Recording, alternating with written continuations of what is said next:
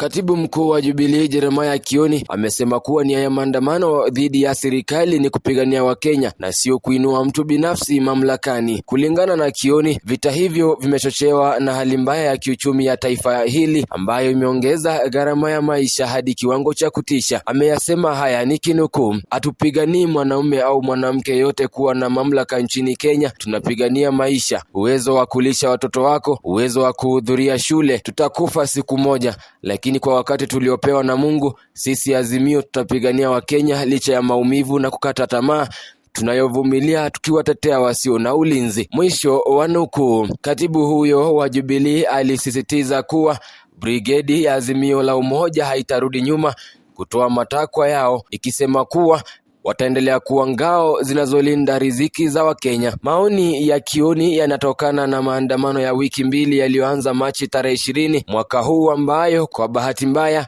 yaligeuka kuwa ya fujo. Kiongozi wa Azimio Raila Odinga alikuwa ametangaza kuwa maandamano hayo yatakuwa siku 2 kwa kila wiki, ambazo ni siku ya Jumatatu na Alhamisi. Mpango huo ulisitishwa baada ya Rais William Ruto kurefusha tawi la mzeituni kwa Bwana Odinga mnamo Jumapili tarehe 2 alipomtaka asitishe migomo hiyo na kupendekeza kamati ya bunge ya pande mbili kujadili malalamishi ya Azimio. Bwana Odinga kwa upande wake alitii ombi hilo, hata hivyo kwa tahadhari, akibainisha kwamba ikiwa mkutano itashindwa kuchukua hatua yoyote ndani ya muda wa wiki moja, maandamano yatarejelewa. Tangu wakati huo wote wawili wamefafanua kuwa mapatano yanayodaiwa sasa hayataleta na hayawezi kusababisha kupeana mkono. Brian Kibwage, runinga ya Kisii Hot.